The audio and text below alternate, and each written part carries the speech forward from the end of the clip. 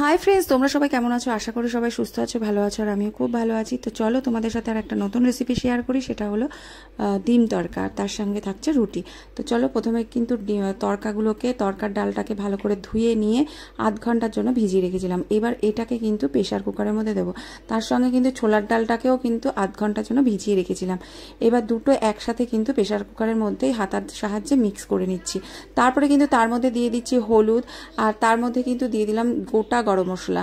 তার মধ্যে কিন্তু দিয়ে দেবো সামান্য 2 চামচ মতো লবণ। লবণটা পরে যেহেতু দেওয়া হবে, তাই এখন সেদ্ধর সময় কিন্তু অল্প একটু লবণই দেবো। তো 2 চামচ না, 1 চামচের মতো কিন্তু লবণটা আমি দিয়ে দিচ্ছি। তো এইবার কিন্তু এটাকে আমি পরিমাণ মতো জল দিয়ে প্রেশার কুকার উনুনে কিন্তু বসিয়ে দেবো, যাতে করে সেদ্ধ হয়। এইদিকে মশলার জন্য আমি নিয়ে নিয়েছি হলুদ, জিরে গুঁড়ো, ধনে গুঁড়ো, লঙ্কার গুঁড়ো, কস্তুরি মেথি, আস্ত জিরে গোটা জিরে, আর কিন্তু তড়কা মশলা, আর গোটা গরম মশলা। আর এইদিকে নিয়ে নিয়েছি একদম কুচনো পেঁয়াজ, ধনেপাতা, টমেটো কুচি, আর কিন্তু রসুন কুচি আর আদা কুচি। আর এইগুলো কিন্তু একটু বেশি করেই দিতে হবে, যাতে করে মুখে পড়ে তরকার সাথে। আর এইদিকে দেখো, আমি তরকাটা বসিয়ে দিয়েছি। সিটি প্রায় 4 থেকে 5টা কিন্তু সিটি হবে, যাতে করে ভালো করে সেদ্ধ হয়ে যায়। আর এবার আমি কড়াইতে কিন্তু অনেকটা পরিমাণেই তেল দিয়ে দেবো, আর তেলটা দিচ্ছি সর্ষের তেল। আর সর্ষের তেলটা কিন্তু বেশি পরিমাণেই দিতে হবে। তেলটা যখন আমার গরম হয়ে আসবে, তখন তার মধ্যে দিয়ে দেবো গোটা জিরে। আর গোটা জিরেটার যখন গন্ধটা সুন্দর বেরোবে, আর জিরেটা যখন একটু লালচে ভাব হয়ে আসবে, তখন এর মধ্যে কিন্তু দিয়ে দেবো হচ্ছে কুচিয়ে রাখা রসুন। আর রসুনগুলো কিন্তু একদম ছোট্ট ছোট করে কুচি কুচি করে কাটা হয়েছে, যাতে করে বেশ মজেও যায় আর মুখেও পড়ে। তরকার কিন্তু মেইন হচ্ছে রসুন আর পেঁয়াজ। যখন এই দেখো রসুনটা একদম ভাজা ভাজা হয়ে আসবে, তার মধ্যে দিয়ে দেবো গ্রেট করে রাখা আদা। আর আদাটাও কিন্তু একদম যখন একটু লালচে লালচে ভাব হয়ে আসবে, সুন্দর যখন একটা স্মেল বেরোবে, তখন তার মধ্যে কুচিয়ে রাখা কাঁচা লঙ্কা দেবো। আর কাঁচা লঙ্কাগুলো কিন্তু ঝালটা তোমরা যেমন পরিমাণে খাও সেই রকম দিও। আমরা যেহেতু ঝালটা একটু কম খাই, তাই কিন্তু আমরা ঝালটা কমই দিলাম। আর এখানে কিন্তু বড় সাইজের 2টো পেঁয়াজ কুচি রেখেছিলাম, সেইগুলোই কিন্তু দিয়ে দিলাম। একদম কুচি কুচি করে রেখেছি, এটাই কিন্তু আমি দিয়ে দিলাম। তার মধ্যে কিন্তু দিয়ে দিলাম একটা বড় সাইজের টমেটো কুচি। এবার এইগুলোকে, সব উপকরণগুলোকে কিন্তু ভালো করে নাড়াচাড়া করতে হবে।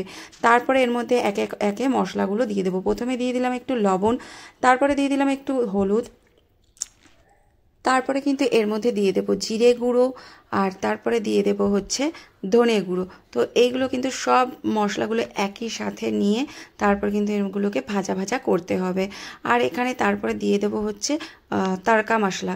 তড়কা মশলাটাই কিন্তু এই তরকার সবচেয়ে মেইন পার্ট। তো তড়কা মশলাটা না হলে কিন্তু এই তরকাটা বেশ টেস্ট হবে না। সব মশলাগুলোকে দিয়ে একই সঙ্গে কিন্তু ভাজা ভাজা করলাম। এবার যখন ওই মশলাগুলো ভাজা ভাজা হয়ে গেল, তার মধ্যে ওই তেলের মধ্যেই কিন্তু 2টো ডিম আমি ভেঙে দিয়ে দেবো। আর চাইলে তোমরা আরও বেশি ডিম দিতে পারো, কিন্তু আমি 2টো ডিম দিয়ে দিলাম। আমার যেরকম তরকার পরিমাণ, সেই হিসেবে কিন্তু আমি 2টো ডিম দিয়ে দিলাম। এর মধ্যে সামান্য লবণ দেবো এই ডিমের মধ্যে দিয়ে, তারপরে কিন্তু এই অনবরত এটাকে নাড়াচাড়া করতে থাকবো। যখন নাড়াচাড়া করে একটা ভুজিয়া টাইপের হয়ে যাবে, তারপর কিন্তু এই মশলার মধ্যে এই ডিম ভুজিয়াটাকে ভালো করে মিক্স করে দিতে হবে। আর তারপরে এর মধ্যে দিয়ে দেবো একটু কস্তুরি মেথি। এর মধ্যে মশলাগুলোকে ভালো করে মিক্স করে তার ভাজা ভাজা হয়ে যাবে। দেখো মশলার মধ্যে থেকে একটা তেল বেরিয়ে আসলো, ডিমটাও ভাজা ভাজা হলো, পুরো কাঁচা গন্ধটাও চলে গেল। আর এদিকে তরকাগুলোও কিন্তু খুব সুন্দরভাবে সেদ্ধ হয়ে গেছে। এবার আমি প্রেশার কুকার থেকে তরকাগুলোকে নামিয়ে এই মশলার মধ্যেই কিন্তু ভালো করে মিক্স করে দেবো। আর যখন মিক্স করা হয়ে যাবে, এর মধ্যে কিন্তু আমি দিয়ে দেবো গরম জল। গরম জল দেওয়ার পরে তারপরে একটু দেখে নিয়ে তারপরে এর মধ্যে কিন্তু একটু দিয়ে দেবো সামান্য চিনি, আর দিয়ে দেবো আবার একটু তড়কা মশলা। আর বললাম না, মেইন পার্টটাই কিন্তু ওটা তড়কা মশলা। আর এদিকে দিয়ে দিলাম একটু কস্তুরি মেথি, আর আমার তড়কা পুরো রেডি। এইবার কিন্তু এর মধ্যে দিয়ে দেবো সামান্য ধনেপাতা।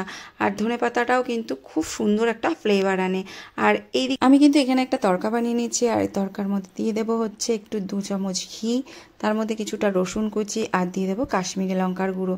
আর যেহেতু আমার তড়কা প্যানটা নেই, সেই কারণে কিন্তু এই ডাবু হাতাটার মধ্যেই তৈরি করলাম। তারপরে কিন্তু এই তড়কার ওপরে দিয়ে দিলাম, আর জাস্ট দারুণ কিন্তু একটা ফ্লেভার আসে। এবার এর মধ্যে কিন্তু দিয়ে দেবো কুচনো যে ধনেপাতাগুলো সেইগুলো জাস্ট খুব সুন্দর হয়েছে। এই গন্ধটা থাকার জন্য কিন্তু কিছুক্ষণের জন্য আমি এটা 5 থেকে 10 মিনিটের জন্য ঢেকে রেখে দেবো, যাতে পুরো গন্ধটাই কিন্তু এই তরকার মধ্যে যাতে মিশে যায়। আর এদিকে আমি বানিয়ে নিচ্ছি রুটি। এইরকম গরম গরম রুটির সাথে তরকা জাস্ট অসাধারণ লাগে, পুরো দোকানের মতো কিন্তু তৈরি হয়েছিল। তোমরাও কিন্তু ট্রাই করে দেখো, আশা করি খুব ভালো লাগবে। আর আমার এদের এইদিকে সবার জন্য রুটি আর তরকা কিন্তু মানে বেড়ে নিয়েছি খাওয়ার জন্য। এবার কিন্তু আমরা সবাই খাবো। আর এইদিকে দেখো রাজু কি রিভিউ দেয় যে কেমন হয়েছে আমার মানে খেতে।